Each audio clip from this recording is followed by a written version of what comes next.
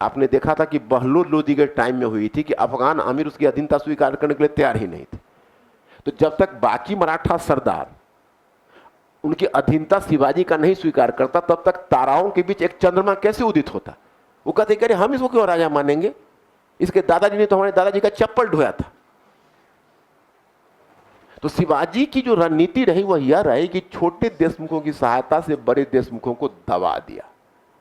फिर आपको सूचना मिलती कि बड़े देशमुखों के प्रति शिवाजी ने दो प्रकार की नीतियां अपनाई। एक प्रकार की नीति थी कि एक तरफ वह बड़े देशमुखों की ताकत को तोड़ता था, दूसरी तरफ वह बड़े देशमुखों के घरानों में वैवाहिक संबंध स्थापित करके सामाजिक दर्जे में ऊंचा उठ रहा था। फिर आपको नेक्स्ट वन पॉइंट मिला कि शिवाजी की बुद्धिमत्ता यह थी कि उसको बीजापुर और गोलकुंडा की तरह उसके क्षेत्र में महत्वपूर्ण नगर नहीं थे, तो उसकी क्षतिपूर्ति उसने किलों के निर्माण के द्वारा की थी। शिवाजी ने कुल 250 किलो से सुरक्षित किया था अपने क्षेत्र को। And last but not the list, आपने देखा कि वो देख रहा था कि मुगल की संगठित सेना के सामने हम नहीं टिक पाएंगे, तो उसने मराठवाड़ा क्षेत्र की विशिष्ट भौगोलिक स्थिति के अनुकूल गुरिल्ला पद्धति को ईजाद किया। 4-5 पॉइंट हो गए शिवाजी का योगदान क्या।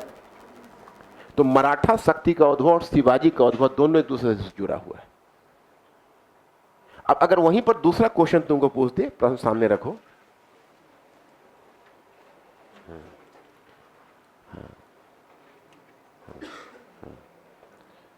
उन परिस्थितियों की व्याख्या कीजिए,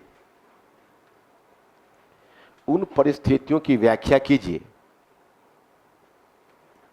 उन परिस्थितियों की व्याख्या कीजिए जिनके परिणाम स्वरूप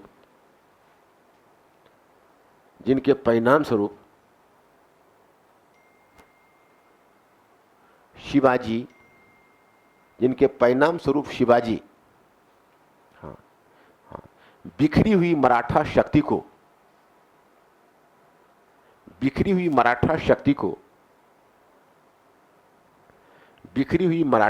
को एक राज्य के रूप में संगठित कर सका। बिखरी हुई मराठा शक्ति को एक राज्य के रूप में संगठित कर सका।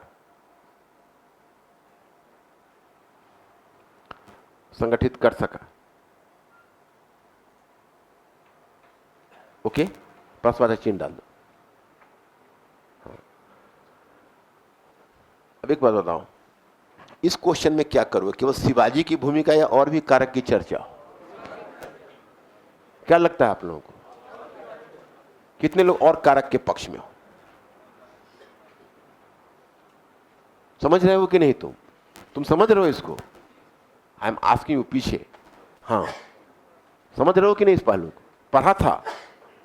शिक्षक दिवस के दिन तुमने एक स्टेटमेंट दिया था कि जब मैं पहले क्लास ज्वाइन किया था तो लगा था कि सर बहुत लिखवा रहे हैं। अब समझ में आ रहा है?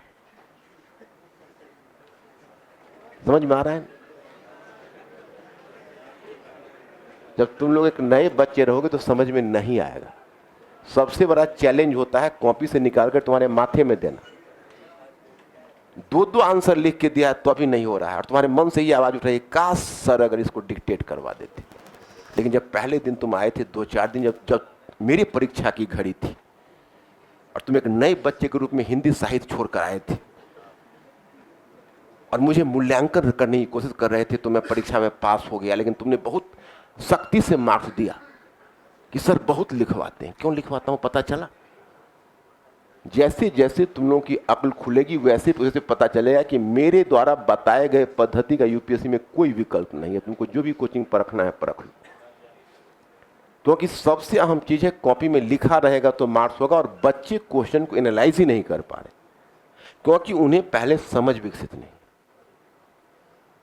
तो मैं उस दिन जब तुम ये बात बोले थे तो मैं मुस्कुरा रहा था कि बच्चों जैसे जैसे तुम, हालांकि तुमने कबूल कर लिया था उस दिन की, बाद में हमको पता चल गया स्वयं की बहुत आवश्यक है।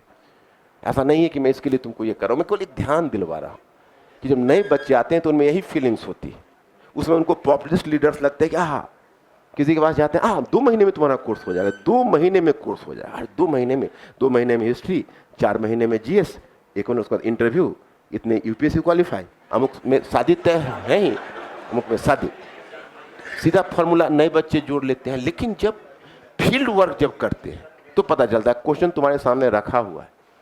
इस अभी तो एग्जाम के क्वेश्चन पर मैं आया ही नहीं, अभी तो मैं तुमको फर्स्ट ग्रेड के क्वेश्चन पढ़ाया हूँ, अब सेकंड ग्रेड के क्वेश्चन पढ़ाऊंगा तो और भी तुमको इन्फेरेंशियल नेचर क्वेश्चन का होगा जो तुम्हारी समझ से निकलेगी। तो ये जो मैंने आपको बताया इसमें वास्तव में तुमने बहुत सही पकड़ा, बहुत सारे लोगों ने। ये क्वेश्चन में शिवाजी के साथ कुछ अन्य कारकों को देना, बैकग्राउंड में अन्य कारक रखो और केंद्र में शिवाजी को लाओ।